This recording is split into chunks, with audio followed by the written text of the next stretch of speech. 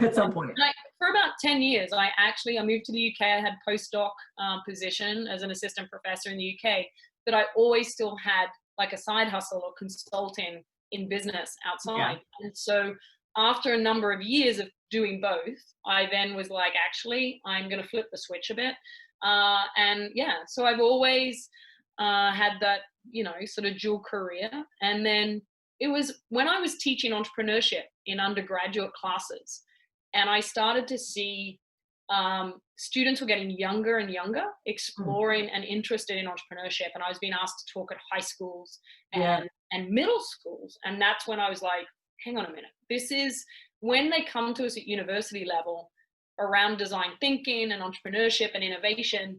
It's not too late, but the mindset, the growth mindset, or the Mhm. entrepreneurial mindset is already set or not. So Yeah. that's what kind of inspired me to start, getting into high school and then K-12, and really looking at how do we design learning so that our children are really at that early ages. We have children, as I said, in kindergarten or grade one, and our culture is of growth mindset. So, you know, it's just a very different environment to learn in. And I'd love to see every school in America have Yeah.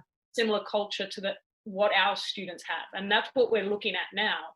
It's been very successful for 6 years.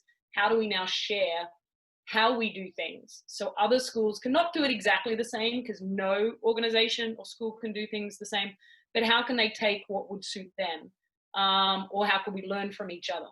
It's a very, very unique culture that we have at Bennett Day School. I love that. I'd like to say that I would be a mogul by now if I had that in kindergarten, but who knows? But I mean, when you and I were in grammar school, they weren't talking about that sort of thing. We did have junior achievement, which taught you how to like write checks and pay bills, which I think is useful, Yeah, but not on very the useful. entrepreneurship side.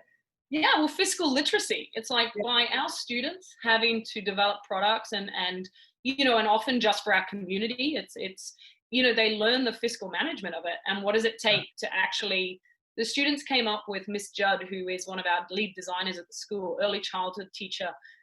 They developed a card game to learn storytelling, collaborative storytelling then called Story Dealer. And the students actually followed it right through the production cycle so that they saw every part of that. And now their product is for sale on Amazon, and they're part of that journey.